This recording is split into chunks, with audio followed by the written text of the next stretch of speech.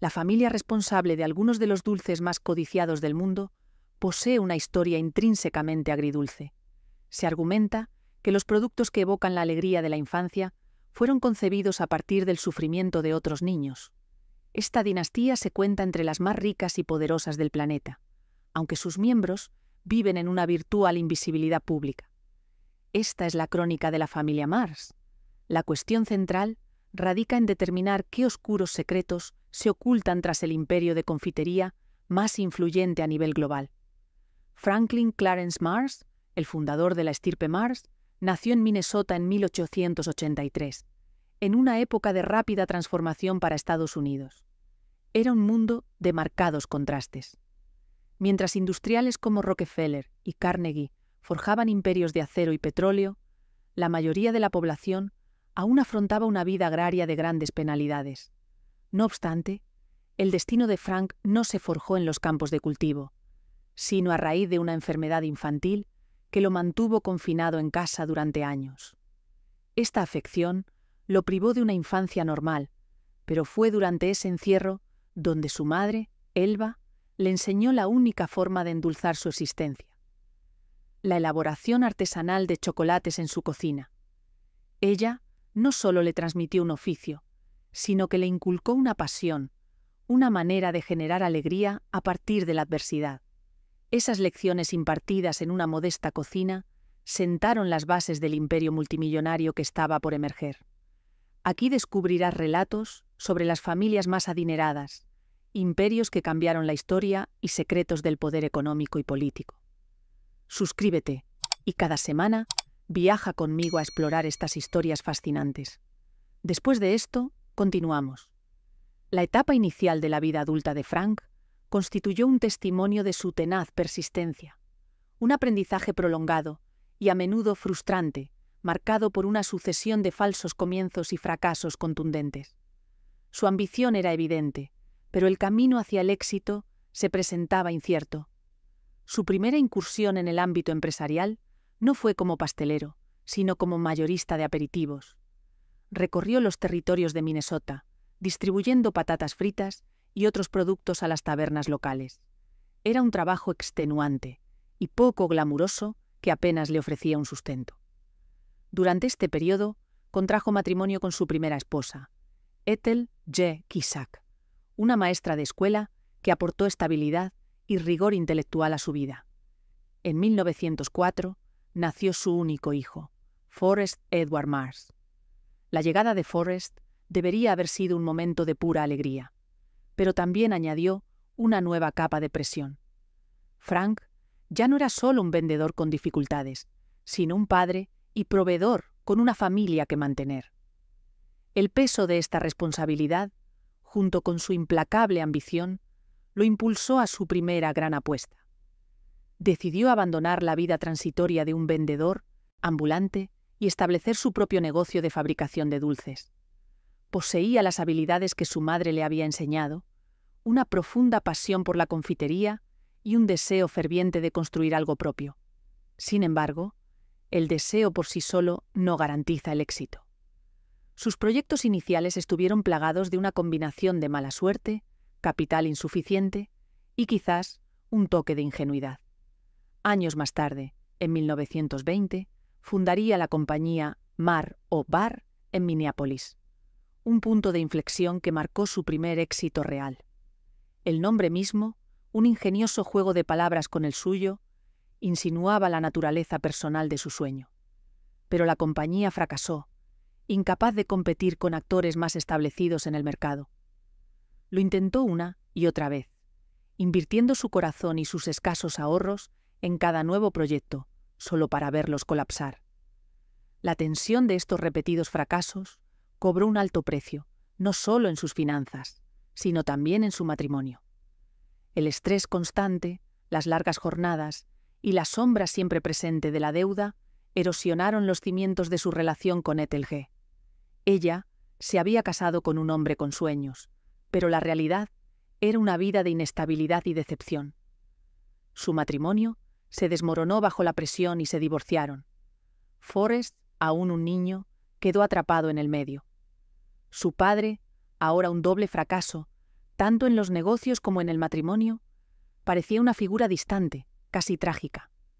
Ethel G. finalmente se volvió a casar y crió a Forrest, inculcándole un feroz sentido de la disciplina y una ética de trabajo casi obsesiva, quizás como una respuesta directa a la percibida inestabilidad de su padre biológico. Forrest recordaría más tarde su infancia con cierta frialdad, viendo las primeras luchas de su padre no como un esfuerzo noble, sino como un signo de incompetencia. Esta relación fracturada, nacida de las cenizas de los primeros fracasos de Frank, se agravaría durante décadas, creando un abismo psicológico entre padre e hijo que definiría el futuro de la dinastía Mars. En 1911, Frank Mars era un hombre a la deriva, habiendo perdido su negocio, a su esposa y, en todos los aspectos prácticos, a su hijo. A la edad de 28 años, se encontró en Tacoma, Washington, una ciudad en el extremo del continente, un lugar donde un individuo podía comenzar de nuevo o desaparecer por completo. Fue allí, en su punto más bajo, donde decidió regresar a sus raíces. Carecía de fábrica, de inversores y de un gran plan de negocios. Solo poseía la habilidad que su madre le había transmitido y una resiliencia forjada en el crisol del fracaso. Comenzó nuevamente a elaborar dulces desde la humilde cocina de su pensión de Tacoma, dedicándose a vender caramelos de crema de mantequilla. Cocinaba las golosinas por la noche y las distribuía puerta a puerta al día siguiente. Era una operación pequeña, casi desesperada, pero representaba un trabajo honesto, un negocio construido desde cero, un cliente a la vez. Fue durante este periodo de tranquila reconstrucción cuando conoció a Ethel B. Healy, una mujer que se convertiría no solo en su segunda esposa, sino en su socia comercial más crucial. Ethel Bitu era una fuerza de la naturaleza, práctica, inteligente y ferozmente leal. Donde Frank era el soñador y el artesano, ella era el ancla, gestionando los libros, dirigiendo la tienda y proporcionando la mano firme que tanto había faltado en sus empresas anteriores. Juntos formaron un equipo formidable. Ella vislumbró el potencial en Frank que otros, incluido su propio hijo, no habían logrado reconocer. Creyó en su sueño, y su convicción le infundió la confianza necesaria para intentarlo de nuevo, a mayor escala. Se casaron y, uniendo sus recursos, fundaron oficialmente Mars Incorporated. El negocio seguía siendo modesto, una tienda de dulces local en un edificio alquilado, pero era solvente. Por primera vez en su vida, Frank Mars no solo sobrevivía, sino que prosperaba. No obstante, este pequeño atisbo de estabilidad solo avivó su apetito por algo más grande. Comprendió que para construir un verdadero imperio, debía abandonar la relativa oscuridad de Tacoma y regresar al corazón del país, al lugar donde su viaje había comenzado, Minnesota. El retorno a Minnesota en 1920 constituyó una jugada maestra tanto simbólica como estratégica. Frank Mars, quien una vez fuera un fabricante de dulces fracasado de Minneapolis, regresó como un hombre transformado. Era mayor, más sabio y estaba acompañado por una socia que complementaba sus habilidades a la perfección.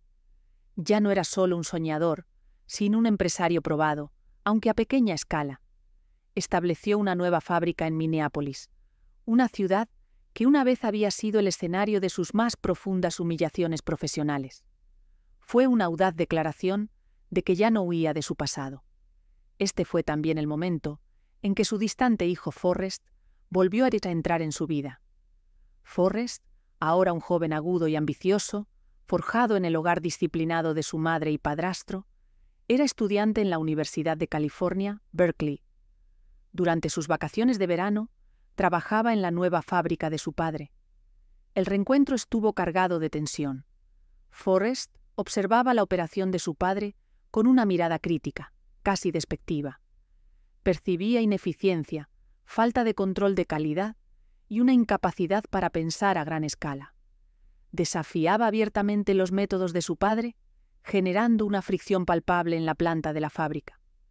Veía potencial, pero también lo que consideraba una profunda falta de visión. El punto de inflexión, el momento que transformaría a Mars, Inc., de un fabricante regional de dulces en una potencia nacional, llegó en 1923. La historia se ha convertido en una piedra angular de la tradición familiar Mars. Frank y Forrest se encontraban en una fuente de sodas local, un centro social común en la Torso, década de 1920. Forrest disfrutaba de un batido de leche malteada, una popular mezcla de helado, leche, jarabe y malta en polvo. Dirigiéndose a su padre, le planteó una pregunta sencilla pero revolucionaria. ¿Por qué no se encapsula esta bebida de chocolate malteada en una barrita de chocolate? Fue una chispa de genialidad. Frank, con su intuición de confitero, comprendió de inmediato el atractivo. Los sabores de un batido de leche malteada eran muy apreciados por los estadounidenses, pero resultaban efímeros, confinados a un vaso y una pajita. Capturar esa experiencia en una barrita de chocolate sólida y estable sería una jugada maestra. La idea desató un frenesí de experimentación en la fábrica. El desafío consistía en crear un turrón ligero, esponjoso y con sabor a malta, una desviación significativa de los turrones densos y masticables habituales en ese momento. Después de innumerables pruebas, perfeccionaron la receta. Un turrón suave con sabor a malta, cubierto con una capa de cremoso caramelo, todo ello recubierto de un rico chocolate con leche. Lo denominaron Milky Way. El éxito de la barrita Milky Way fue instantáneo y abrumador. No se parecía a nada más en el mercado. Era un lujo asequible, un sabor de la fuente de refrescos que podía disfrutarse en cualquier lugar y en cualquier momento. Las ventas se dispararon. La fábrica de Minneapolis, que parecía tan ambiciosa solo unos años antes, de repente luchaba por satisfacer la demanda. Frank Mars finalmente había encontrado su creación distintiva, el producto que haría su nombre sinónimo de la confitería estadounidense. Los beneficios llegaron a raudales, permitiéndole expandir sus operaciones, contratar a cientos de empleados y trasladar la empresa a una nueva y enorme instalación en Chicago, el centro de transporte y fabricación de dulces del país. La nueva riqueza transformó la vida de Frank. El niño que había estado confinado en una pequeña casa de Minnesota por la poliomielitis, ahora vivía una vida de opulencia inimaginable. Adquirió una extensa propiedad de 2.800 acres en Pulaski, Tennessee, a la que llamó Milky Way Farms. Fue un monumento a su éxito, un mundo lujoso de colinas ondulantes, establos inmaculados y una mansión de 25.000 pies cuadrados. Volcó su pasión en la cría de caballos pura sangre, un pasatiempo de reyes y aristócratas. En 1946, años después de la muerte de Frank, su viuda, Ethel Mars, presenció como uno de sus caballos premiados, Galahadian, ganaba el Derby de Kentucky. Frank, el humilde fabricante de dulces, había alcanzado la cúspide de la alta sociedad. Pero esta brillante historia de éxito ocultaba una podredumbre cada vez más profunda en su núcleo: la relación entre Frank y Forrest. Forrest, a pesar de haber proporcionado la chispa inicial para el Milky Way, se sentía marginado. Creía que su padre y su madrastra, Ethel Bittu, estaban malgastando las ganancias de la empresa en un estilo de vida suntuoso. En lugar de reinvertir en el negocio, él abogaba por la expansión global, por estándares de calidad más altos y por una visión a largo plazo más disciplinada. Frank, disfrutando de su éxito duramente ganado, veía las implacables críticas de su hijo no como un consejo constructivo, sino como un ataque personal, un recordatorio constante de sus propios fracasos pasados.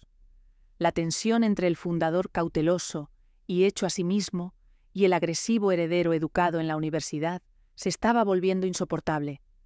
El escenario estaba preparado para un conflicto que destrozaría a la familia y a la empresa. El ambiente, en las opulentas oficinas de Mars Incorporated en Chicago, durante principios de la década de 1930, estaba cargado de una extraña mezcla de éxito y resentimiento latente. En la superficie, era una edad de oro. La barra Milky Way, producto de un genio inspirado, se había convertido en un fenómeno nacional, un escape de 5 centavos para un país que lidiaba con las duras realidades de la Gran Depresión. La compañía era un gigante financiero, y su fundador, Frank C. Mars, vivía una vida que habría sido inimaginable para el niño afectado por la polio en la pequeña cocina de Minnesota.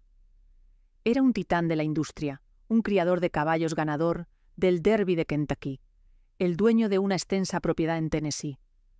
Por todas las medidas imaginables, había logrado el sueño americano. Sin embargo, dentro de los muros de su propia familia, se gestaba una amarga guerra civil, un conflicto de ideologías y personalidades tan profundo que amenazaba con destrozar el mismo imperio que había construido. En el centro de este conflicto se encontraba su hijo, Forrest. Para el mundo exterior, Forrest era el heredero aparente, un joven brillante con títulos de Berkeley y Yale, listo para heredar un reino de confitería. Pero para su padre era una presencia constantemente irritante, una encarnación viviente de sus propias inseguridades. Forrest era todo lo que Frank no era. Donde Frank era intuitivo e impulsado por la pasión de un artesano, Forrest era analítico, metódico y armado con las últimas teorías de gestión empresarial. Donde Frank veía las ganancias como una recompensa para disfrutar, un medio para una vida de comodidad y lujo, Forrest veía el capital como un arma para reinvertir, una herramienta para la expansión implacable en la búsqueda de la perfección. Forrest recorría las plantas de la fábrica no como un hijo orgulloso, sino como un crítico implacable. Percibía despilfarro en cada rincón, ineficiencia en cada proceso. Reprendía a los trabajadores por infracciones menores, desafiaba las decisiones de compra de su padre y se mofaba abiertamente del gasto suntuoso en las granjas Milky Way. Calificó la propiedad como un monumento a la estupidez, un agujero negro que absorbía dinero que podría usarse para modernizar equipos o explorar nuevos mercados. Argumentó que la dependencia de Monsanto, la empresa del mercado estadounidense, era miope. Veía un mundo de potencial sin explotar en Europa, y más allá, un imperio global esperando ser conquistado. Para Forrest, su padre no era un visionario, sino un fabricante de dulces provinciano que había tropezado con una gran idea y ahora se contentaba con dormirse en los laureles. Para Frank, estas críticas eran como puñales al corazón. Percibía en la despiadada ambición de su hijo una escalofriante falta de gratitud. ¿Acaso no había construido él esta empresa de la nada, sobreviviendo a la bancarrota y la ruina personal? ¿Acaso Forrest no comprendía los años de lucha, las ventas puerta a puerta, las noches dedicadas a perfeccionar recetas en la cocina de una pensión? Veía la arrogancia de la Ivy League de su hijo como un desprecio a su propia sabiduría, duramente ganada. El conflicto era innegable en su intensidad. El hijo, armado con nuevos conocimientos, buscaba derrocar al padre, a quien consideraba obsoleto. El padre, aferrado al éxito que había validado toda su vida, veía al hijo como una amenaza a su autoridad y a su legado. La confrontación final y explosiva llegó en 1932. Los detalles permanecen envueltos en el secretismo característico de la familia, pero los contornos son claros. Fue una discusión feroz, la culminación de años de resentimiento tácito. Forrest, en un movimiento de audacia asombrosa, exigió 1/3 de la empresa. Sentía que tenía derecho a ella, no solo como hijo de Frank, sino como el motor intelectual que, creía, era esencial para el futuro de la empresa. Frank se encendió de ira. La demanda era la traición máxima.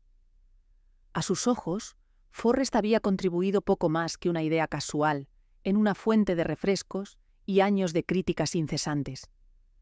En un ataque de furia, Frank lo desterró esencialmente. «No vas a conseguir 1/3 de esta empresa», rugió. «Ve y monta tu propio maldito negocio si crees que eres tan inteligente». Fue un farol, el despido furioso de un padre a un hijo petulante. Pero Forrest aceptó el desafío. Accedió a irse, pero no con las manos vacías. En un acuerdo apresurado, Frank permitió a su hijo llevarse la receta de Milky Way al extranjero, dándole los derechos para venderla más allá de las fronteras de América.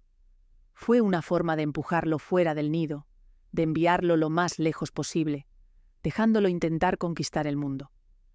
Frank se quedaría con el lucrativo mercado americano para sí mismo. Probablemente, nunca imaginó que este acto de exilio crearía un imperio rival, uno que finalmente regresaría para consumir el suyo.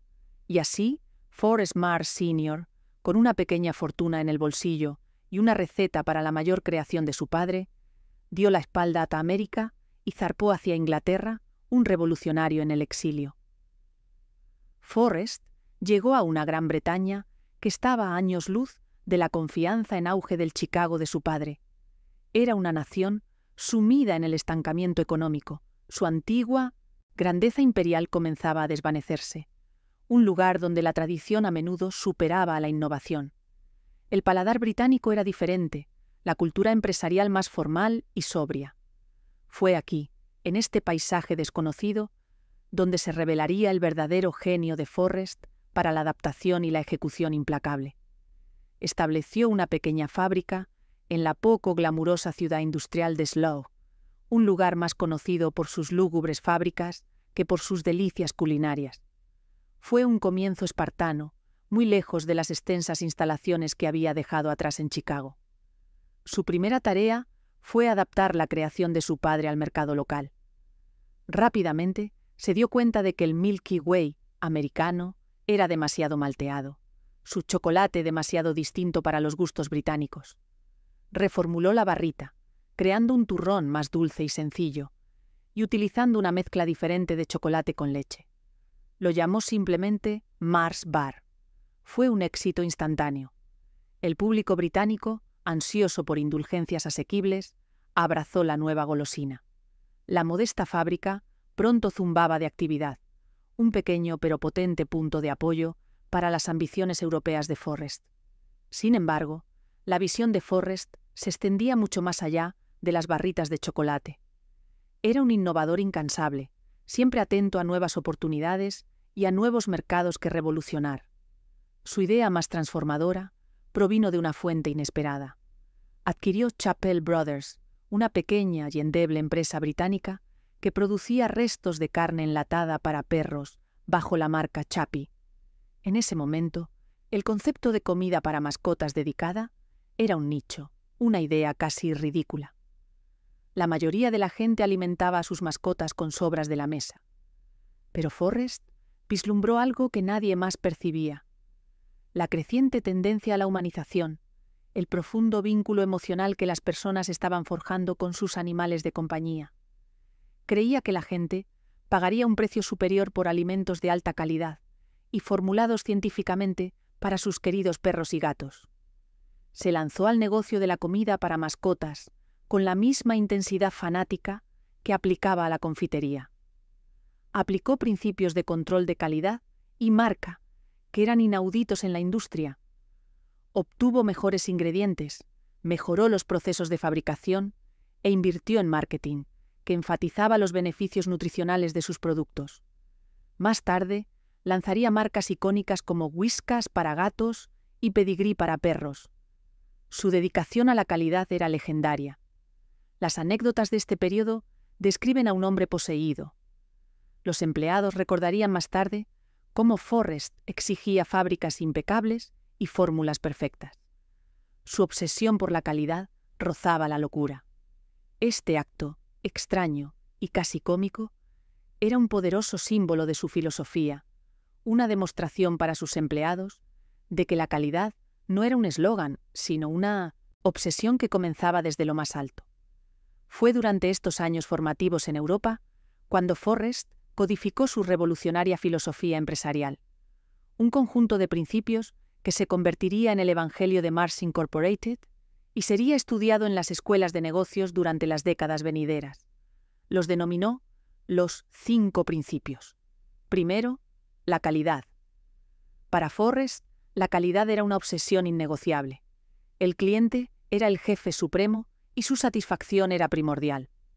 Segundo, la responsabilidad, que implicaba asumir la responsabilidad individual y colectiva de los resultados, admitir los fracasos y actuar con integridad. Tercero, la mutualidad, quizás su idea más radical. Creía que una transacción comercial debía producir un beneficio mutuo para todas las partes interesadas: clientes, empleados, proveedores y la comunidad. Si se pagaba a los proveedores de manera justa y a tiempo, estos proporcionarían los mejores ingredientes.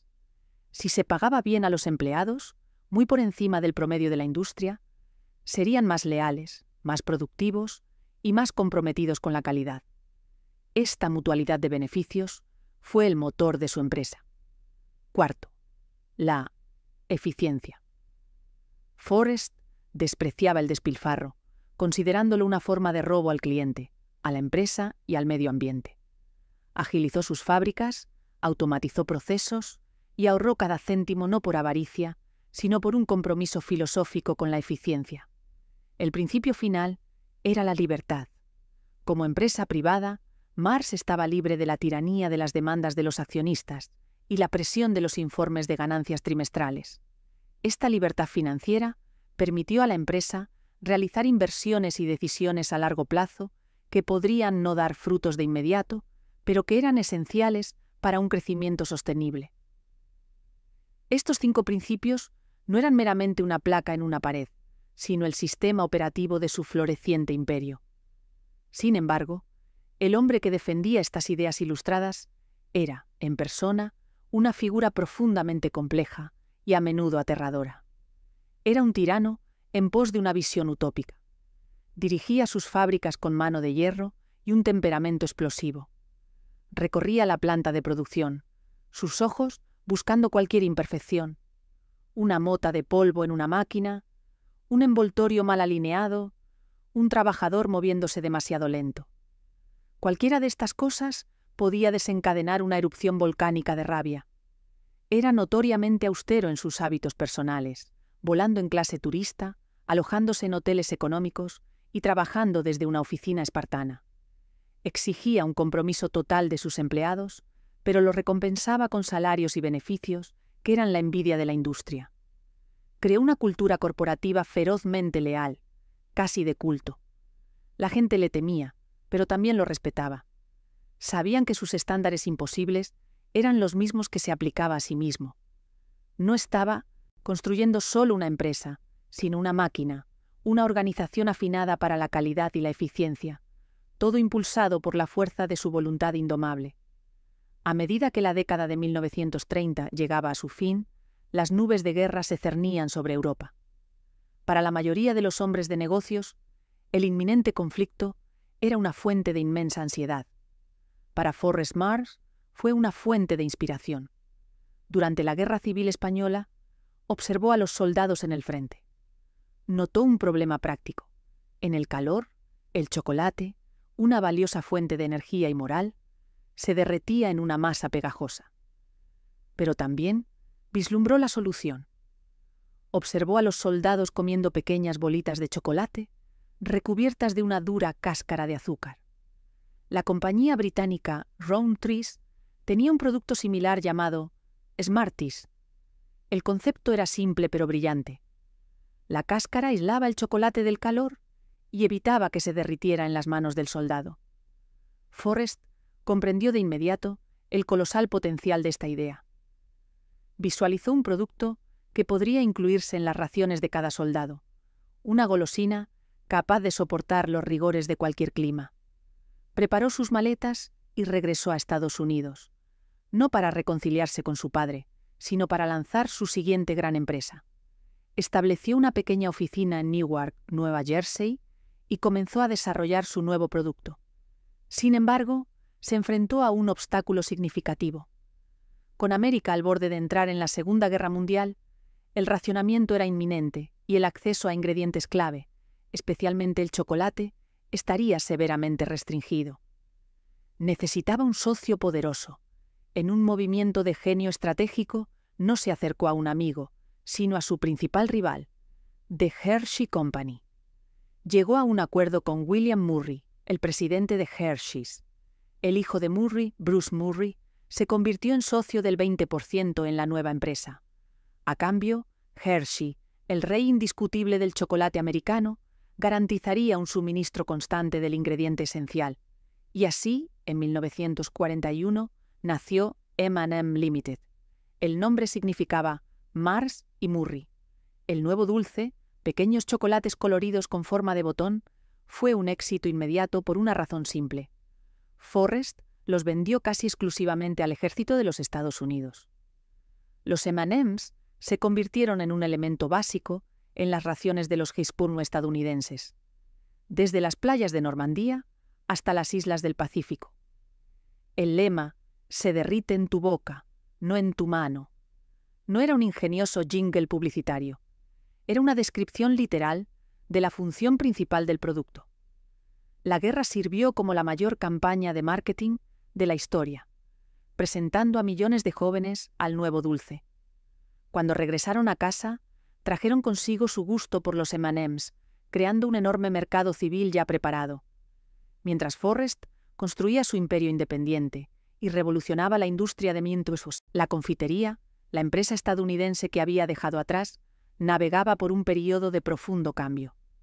En 1934, solo 2 años después de su acalorada ruptura, Frank C. Mars falleció de insuficiencia renal a la edad de 50 años. Nunca llegó a presenciar los triunfos globales de su hijo, y su relación nunca se reparó. El control de Mars Incorporated, la empresa construida sobre el éxito de Milky Way y Snickers, pasó no a su único hijo, sino a su segunda esposa, Ethel Bitu, y a su familia. Durante las siguientes 3 décadas, 2 imperios Mars existieron en paralelo. La empresa estadounidense, bajo la administración conservadora de la familia de Ethel Bitu, siguió siendo rentable, pero en gran parte estancada en términos de innovación. Era una empresa bien gestionada pero poco inspirada, contenta con mantener el legado que Frank había creado.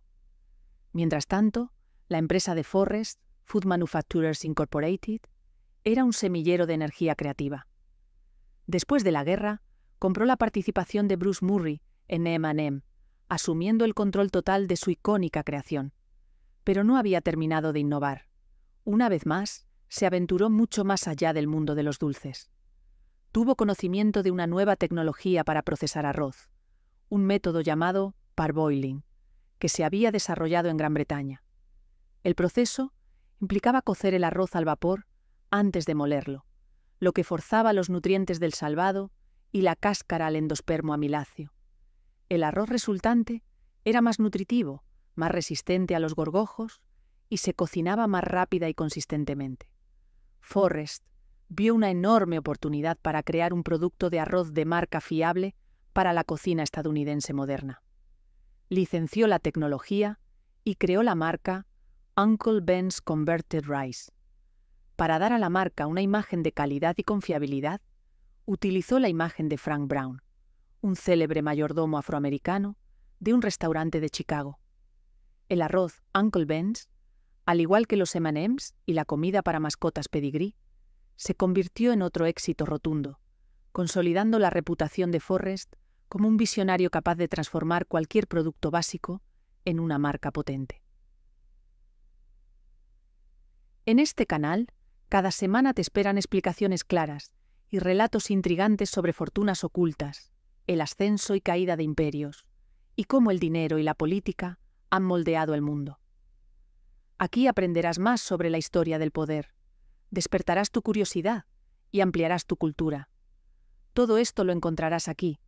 Solo tienes que suscribirte. A continuación seguimos. Durante casi 30 años, Forrest Mars padre operó a la sombra de la empresa de su padre, una entidad poderosa pero separada. Observó desde el otro lado del Atlántico y más tarde, desde su propia sede en Nueva Jersey, cómo la empresa que llevaba su nombre era dirigida por la familia de su madrastra. Era el hijo pródigo, el príncipe exiliado, esperando pacientemente su momento para regresar y reclamar su derecho de nacimiento. Ese momento finalmente llegó a principios de la década de 1960.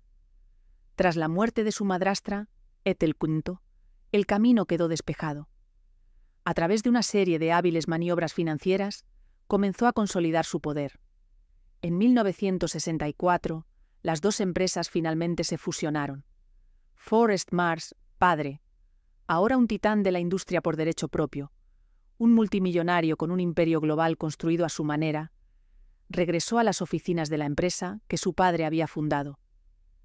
El reencuentro fue menos una reconciliación alegre y más una adquisición hostil de la cultura corporativa. Los empleados de la Mars Incorporated original estaban acostumbrados a un ambiente más relajado y tradicional. Estaban completamente desprevenidos para el torbellino de destrucción creativa que era Forrest Mars. Trajo consigo sus 5 principios, su temperamento explosivo y su obsesión fanática por la calidad y la eficiencia. Derribó las viejas estructuras, despidió a los ejecutivos que consideraba incompetentes y rehizo toda la organización a su imagen y semejanza. Finalmente, tenía el control del legado de su padre y estaba decidido a purgarlo de lo que consideraba décadas de complacencia. El rey había regresado del exilio y nada volvería a ser lo mismo. Cuando Forrest Mars, padre, asumió el control del legado de su padre en 1964, no fue una fusión de iguales, sino una conquista. Recorrió los cómodos y exclusivos pasillos de la Mars Incorporated americana como una tormenta revolucionaria, imponiendo su cultura austera y fanáticamente disciplinada a una fuerza laboral que estaba completamente desprevenida para ella. La era del liderazgo sentimental había terminado. La era de la máquina había comenzado. Los 5 principios, calidad, responsabilidad, mutualidad, eficiencia y libertad, ya no eran ideales abstractos, sino mandamientos grabados en piedra. La empresa fue rehecha desde cero, transformada en un reflejo de la voluntad indomable y a menudo aterradora de un solo hombre. Había recuperado su derecho de nacimiento y, al hacerlo, había creado el imperio manufacturero privado más eficiente, secreto y poderoso que el mundo había visto jamás. Pero incluso el revolucionario más implacable debe eventualmente planificar la sucesión. Forrest no solo estaba construyendo una empresa, sino forjando una dinastía. Sus 3 hijos, Forrest Jr., John y Jacqueline, no fueron criados como herederos mimados de una vasta fortuna. Fueron educados como acólitos en el culto a Mars. Su infancia fue un riguroso campo de entrenamiento espartano, diseñado para despojarlos de cualquier sentido de derecho e inculcarles la misma ética de trabajo obsesiva que definía a su padre. Mientras otros hijos de multimillonarios disfrutaban de vidas de ocio, a los hijos de Mars se les enseñaba el valor de $1 y la virtud del trabajo duro. Forrest padre era notoriamente frugal e impuso esta frugalidad a su familia. Fueron enviados a internados no por prestigio, sino por disciplina. Se esperaba que trabajaran para demostrar su valía, para comprender la mecánica del imperio, no desde una sala de juntas, sino desde la planta de la fábrica. Su adoctrinamiento en el negocio fue una prueba de fuego. Forrest padre no creía en el nepotismo en su sentido tradicional. Sus hijos heredarían la empresa, pero tendrían que ganarse su lugar al timón. Comenzaron desde abajo, rotando por diferentes divisiones de la empresa global. Trabajaron en contabilidad, en marketing, en las líneas de producción. John, el segundo hijo, comenzó su carrera en la división australiana de alimentos para mascotas de la compañía. Fueron sometidos al mismo intenso escrutinio y a los estándares imposibles que cualquier otro empleado. Su padre era su jefe más duro, su crítico más implacable. Los estaba moldeando a su propia imagen, asegurándose de que los principios que había establecido sobrevivirían mucho después de que él se fuera.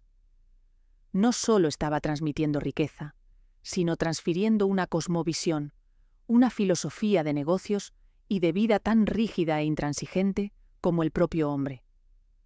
A medida que ascendían en la jerarquía, sus distintas personalidades y roles dentro de la tríada familiar comenzaron a emerger. Forrest Jr., el mayor, era el filósofo, el guardián de la llama.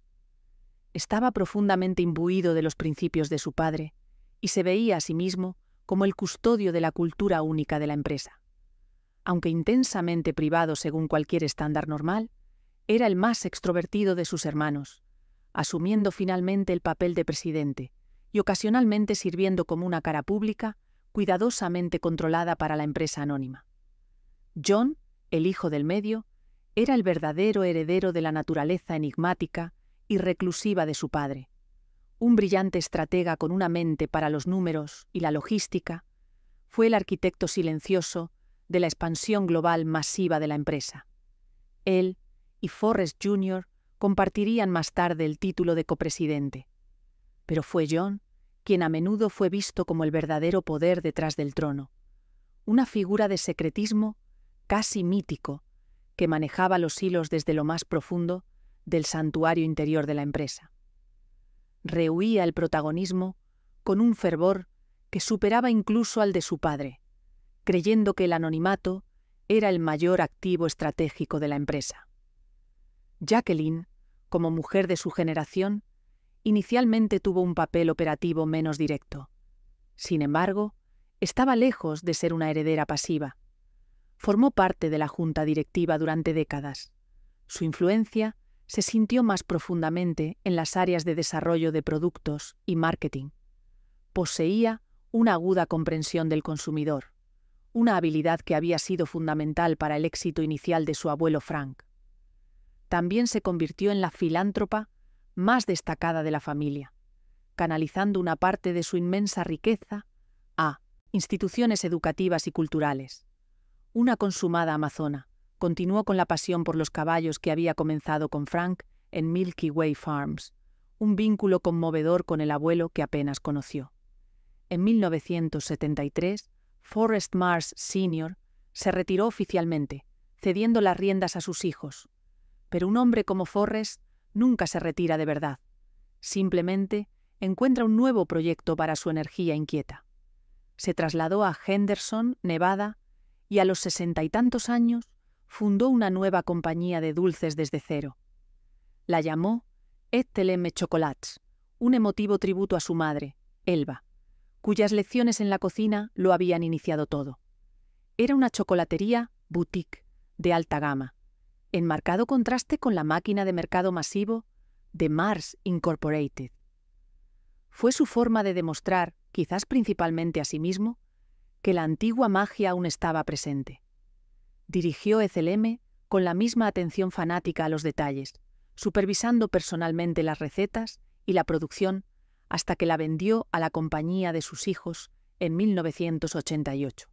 Con Forrest padre jubilado, Forrest Jr. y John tomaron el mando. Bajo su liderazgo, la empresa entró en su fase más secreta y formidable. Trasladaron la sede corporativa de Chicago a un edificio de ladrillo discreto y de poca altura, en un frondoso suburbio de McLean, Virginia, a tiro de piedra de la sede de la Agencia Central de Inteligencia. La ubicación era apropiada. El edificio carecía de letrero o logotipo corporativo, nada que indicara que era el centro neurálgico de un imperio global multimillonario. A los empleados se les prohibía tomar fotografías. Las consultas de los medios de comunicación se topaban con un muro de silencio. Tan impenetrable era su privacidad que los periodistas de negocios y los lugareños lo apodaron el Kremlin. Esta obsesión por el secretismo era una estrategia de múltiples capas. Por un lado, constituía una poderosa ventaja competitiva. Rivales como Hershey y Nestlé solo podían conjeturar sobre la salud financiera de Mars, sus márgenes de beneficio o sus planes estratégicos. La empresa operaba como una caja negra, sus mecanismos internos un completo misterio para el mundo exterior. En otro nivel más personal, era una medida de seguridad. La década de 1970 fue una era de secuestros de alto perfil, de herederos ricos, y la familia Mars, con su asombrosa y completamente privada fortuna, habría sido un objetivo principal. El anonimato era un escudo, pero, fundamentalmente, el secretismo era un principio inherente a la filosofía familiar. Forrest padre había inculcado a sus hijos la creencia de que el éxito de la empresa residía en sus productos y sus principios, no en las personalidades de sus líderes. Despreciaban el culto al CEO celebridad, considerándolo una distracción vana y peligrosa. Lo que importaba era el trabajo. La familia debía permanecer invisible. La vida dentro del Kremlin era tan única como el perfil público de la Sonos empresa. El diseño de las oficinas reflejaba el principio de mutualidad. No había oficinas privadas. Todos, desde John y Forrest Jr. hasta el nuevo asistente administrativo, se sentaban juntos en un vasto espacio abierto. Esto tenía como objetivo romper las jerarquías y fomentar la comunicación abierta. Un reloj de control que todos los empleados, incluidos los hermanos Mars, tenían que fichar, servía como un recordatorio diario de que todos eran asociados, trabajadores en una empresa compartida. Los salarios y beneficios eran notoriamente generosos, una continuación de la creencia de Forrest padre de que una fuerza laboral bien compensada era una fuerza laboral productiva y leal. Pero la presión era inmensa, los estándares eran exigentes y la cultura intensa. Mars no era solo un trabajo, era una institución total que exigía un nivel de compromiso que rozaba lo fanático. Bajo el liderazgo silencioso y despiadadamente eficiente de la tercera generación, el imperio creció a una escala sin precedentes. Mientras su padre había sido el innovador revolucionario, los hijos fueron maestros de la expansión y la ejecución. Tomaron la máquina que él había construido y la escalaron globalmente con una velocidad y precisión asombrosas. Impulsaron marcas como Snickers, M&M's y Pedigree en todos los rincones del planeta, adaptando las estrategias de marketing y distribución para docenas de culturas diferentes. Su movimiento más audaz llegó en 2008. En medio de una crisis financiera global, Mars anunció su intención de adquirir la WM Wrigley Jr. Company, el fabricante de chicles más grande del mundo, por la asombrosa cifra de $23.000 millones. Fue una apuesta colosal, un movimiento que consolidaría su posición como el líder global indiscutible en confitería. Para financiar el acuerdo, la familia, intensamente privada, hizo algo que nunca antes había hecho. Aceptó una inversión minoritaria de un extraño. Ese extraño no era otro que Warren Buffett, cuyo grupo Berkshire Hathaway ayudó a financiar la adquisición. Fue un raro y fugaz vistazo al funcionamiento interno de la máquina financiera de Mars, una colaboración de dos de las fuerzas más poderosas y respetadas en los negocios estadounidenses. El acuerdo fue un éxito rotundo, añadiendo marcas icónicas como Juicy Fruit, Double Mint y Orbit a la cartera de Mars. También expandieron brillantemente la previsora incursión de su padre en el cuidado de mascotas. Reconocieron que para muchas personas, las mascotas ya no eran solo animales, sino miembros de la familia. Esta perspicacia los llevó a expandirse más allá de la comida para mascotas y hacia la atención médica veterinaria. Adquirieron Banfield Pet Hospitals, la cadena de clínicas veterinarias más grande de Estados Unidos, a menudo ubicadas dentro de las tiendas PetSmart. Más tarde, siguieron esto con la adquisición aún mayor de Boothia Incorporated, otro importante operador de hospitales de animales. Esto creó un poderoso ecosistema de salud para mascotas integrado verticalmente. Mars ahora vendía la comida que mantenía saludables a las mascotas y poseía los hospitales que las cuidaban cuando estaban enfermas. Fue una jugada maestra estratégica que los transformó en el actor más grande y más influyente en la industria global del cuidado de mascotas. No obstante, a medida que el imperio alcanzaba su cénit de poder e influencia, las sombras que siempre habían acechado en sus márgenes comenzaron a alargarse y profundizarse. El muro impenetrable de secretismo de la compañía, una vez un activo estratégico, se estaba convirtiendo en una responsabilidad. En un mundo que exigía cada vez más transparencia corporativa y responsabilidad social, el silencio de Mars comenzaba a parecer complicidad.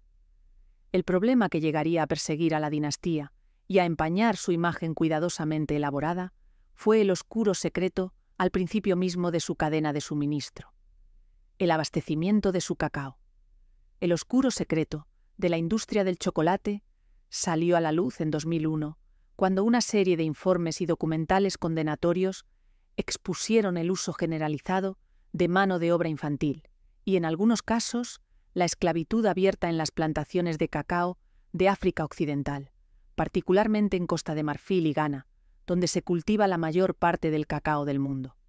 Los informes pintaban un cuadro horrible: niños, algunos de tan solo 7 u 8 años, traficados desde países vecinos, obligados a trabajar largas horas en condiciones brutales, usando herramientas peligrosas como machetes, y privados de cualquier oportunidad de educación. Ante una pesadilla de relaciones públicas y la amenaza de un boicot de los consumidores, las compañías de chocolate más grandes del mundo, incluyendo Mars, Hershey y Nestlé, fueron llevadas ante el Congreso de EU. Para evitar una legislación vinculante, firmaron un acuerdo voluntario conocido como el Protocolo Harkin-Engel. En él, se comprometieron públicamente a erradicar las peores formas de trabajo infantil de sus cadenas de suministro para 2005. Fue un momento histórico, una promesa pública de una industria notoriamente secreta de corregir sus prácticas. Pero la fecha límite de 2005 llegó y pasó con poco progreso discernible. Se estableció una nueva fecha límite para 2008 y luego otra para 2010. Cada vez, la industria, incluida Mars, emitió declaraciones reconociendo la complejidad del problema. Señalaron los millones de pequeñas granjas independientes, la pobreza endémica que obligaba a las familias a poner a sus hijos a trabajar, y los desafíos de monitorear una cadena de suministro vasta y fragmentada en regiones políticamente inestables.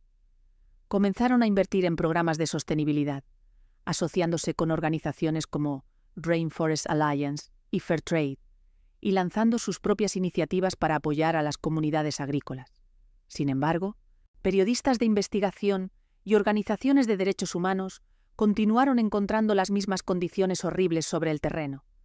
Una importante investigación de 2019, realizada por el Washington Post, descubrió que, a pesar de casi 2 décadas de promesas y cientos de millones de dólares gastados por la industria, el problema del trabajo infantil en África Occidental no solo persistía, sino que incluso podría haber empeorado.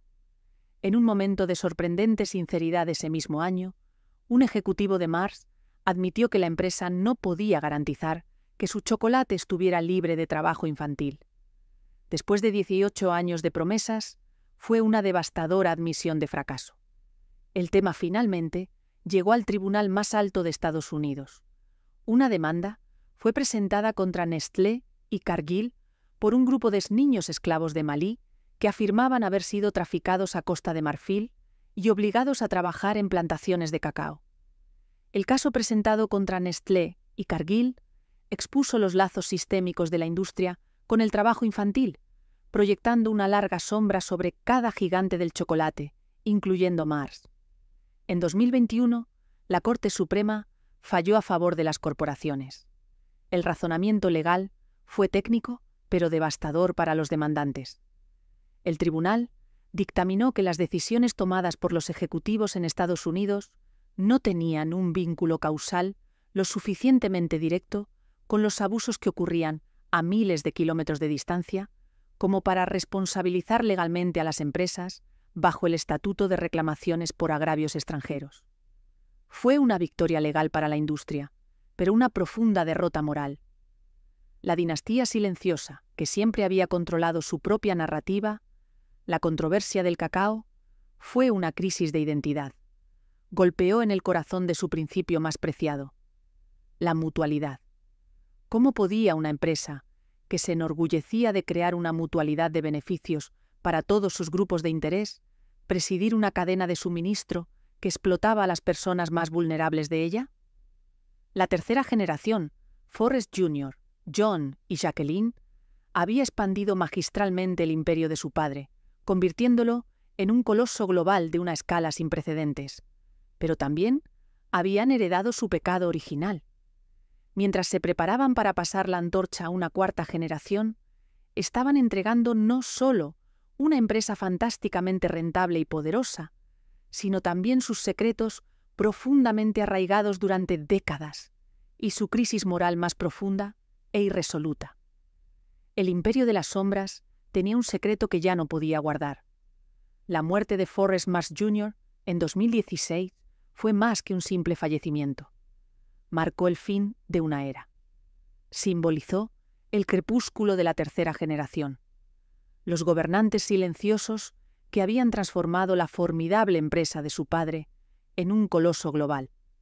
Con su hermano John y su hermana Jacqueline, acercándose a los 80 años y retirándose de la gestión diaria del imperio, El manto del liderazgo estaba pasando a una nueva generación.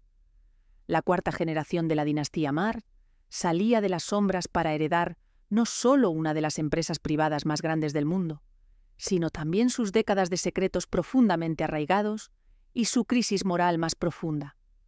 Tomaban el timón en un mundo que sus antepasados apenas reconocerían, un mundo de conectividad implacable, de transparencia digital, donde los secretos tan celosamente guardados durante un siglo se estaban volviendo imposibles e indeseables de mantener. Los nuevos líderes, figuras como el hijo de Jacqueline, Stephen Badger, quien se desempeñó como presidente, y la hija de Forrest Jr., Victoria B. Mars, eran de una casta diferente. No eran revolucionarios como su abuelo. Tampoco eran soberanos silenciosos como sus padres. Eran pragmáticos, moldeados por un mundo interconectado, donde la reputación corporativa es frágil y la confianza del consumidor es primordial.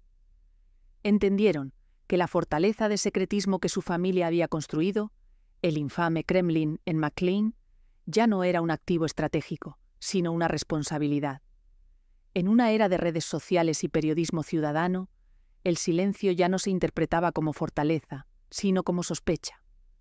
Para atraer a los mejores y más brillantes talentos nuevos, millennials y generación Z, que exigían que sus empleadores tuvieran una conciencia social, Mars necesitaba una historia que contar.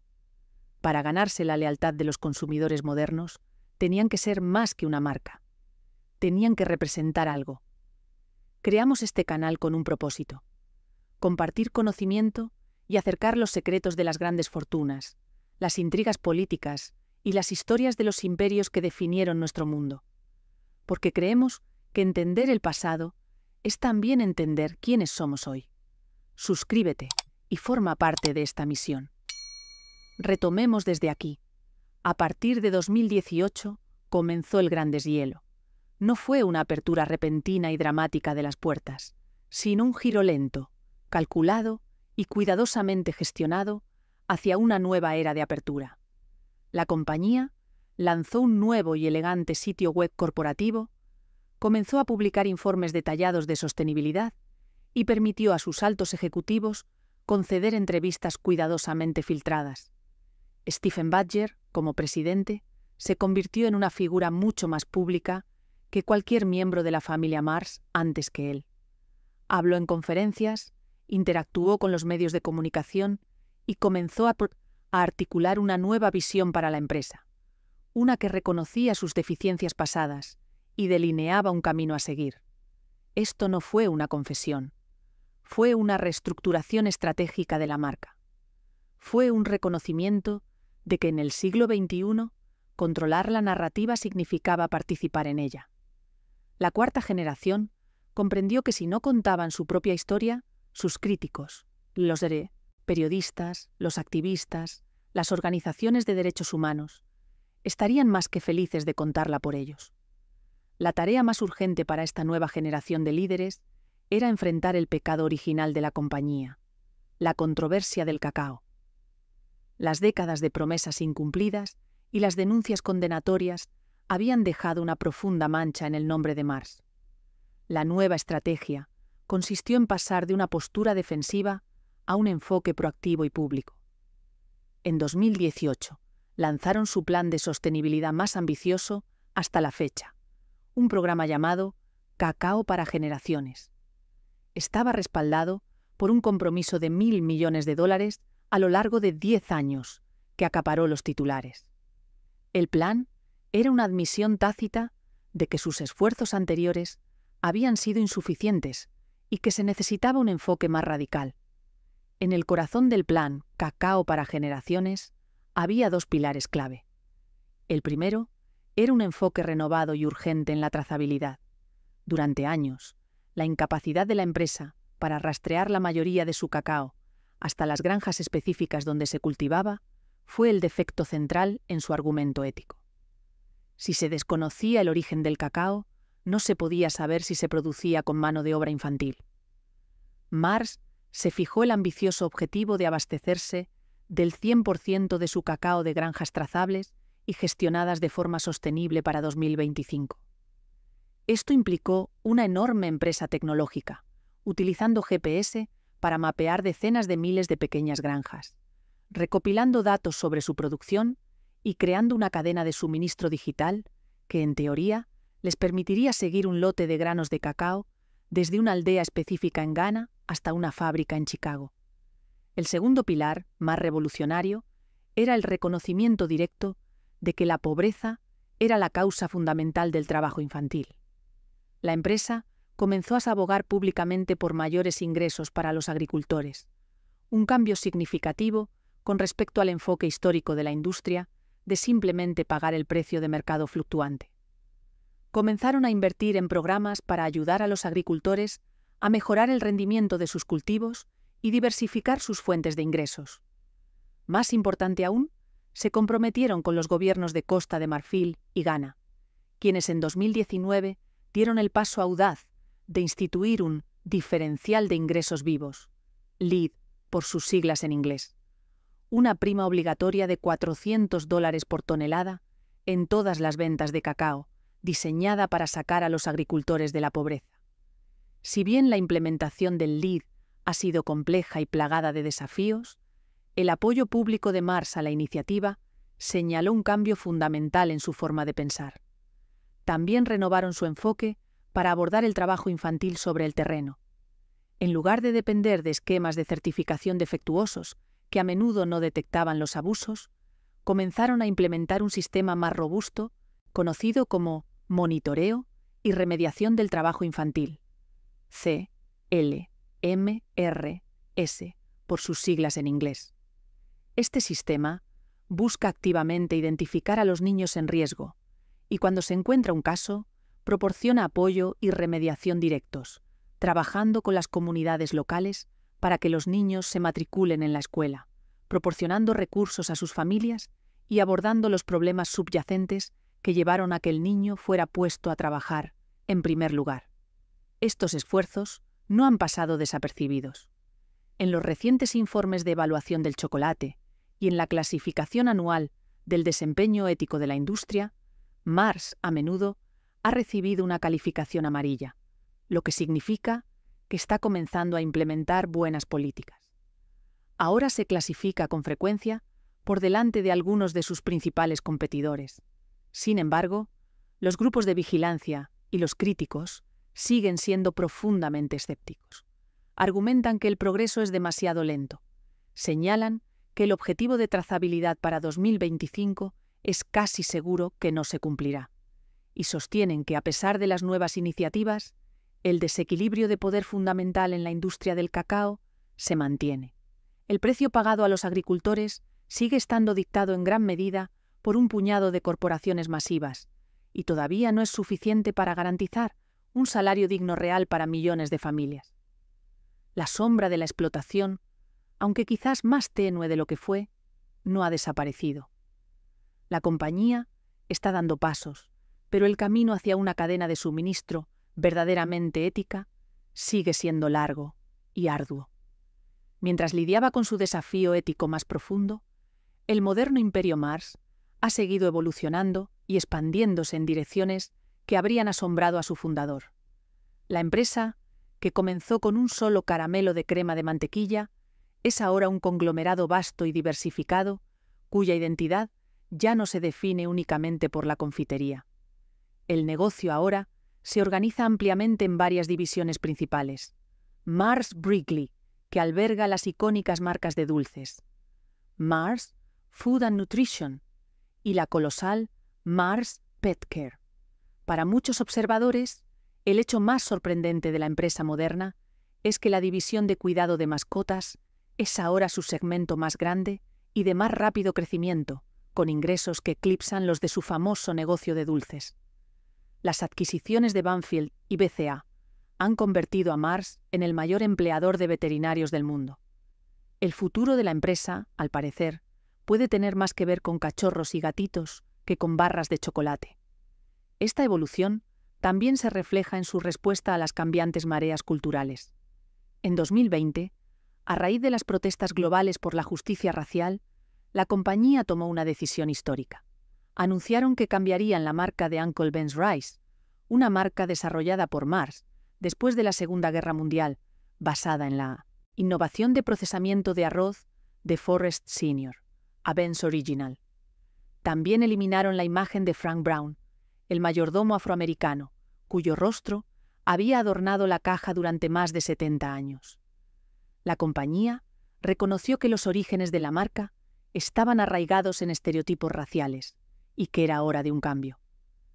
Fue una decisión que habría sido impensable bajo la antigua guardia, una clara señal de que la cuarta generación estaba dispuesta a examinar críticamente su propia historia y adaptarse a los valores de una nueva era. Ya no son solo una empresa de fabricación, son una marca global moderna que navega por las complejas corrientes cruzadas del cambio social y político. En última instancia, la historia de la familia Mars se revela como una épica de ambición, innovación y conflicto. Comienza con Frank Mars, quien transformó la adversidad de la enfermedad en el dulce sueño americano. Fue continuada por su hijo, Forrest Mars, padre, un genio despiadado que construyó una máquina global, pero estuvo dispuesto a destruir los lazos familiares para lograr sus objetivos. La tercera generación, Forrest Jr., John y Jacqueline, fueron los gobernantes silenciosos, quienes llevaron el imperio a alturas inimaginables, protegiéndolo detrás de un velo de secretismo casi absoluto. Ahora, la cuarta generación se enfrenta a un mundo que exige transparencia, donde los secretos más oscuros de la familia, especialmente el problema del trabajo infantil, ya no se pueden ocultar. La historia de Mars es una de profundas paradojas. El contraste entre lo dulce y lo amargo, entre la alegría que sus productos brindan y las duras realidades, a menudo explotadoras, detrás de su fabricación. Así, la próxima vez que se consuma una barra Snickers, se recuerda no solo un trozo de dulce, sino un siglo de tragedia familiar, innovación asombrosa y preguntas éticas punzantes que aún exigen respuestas.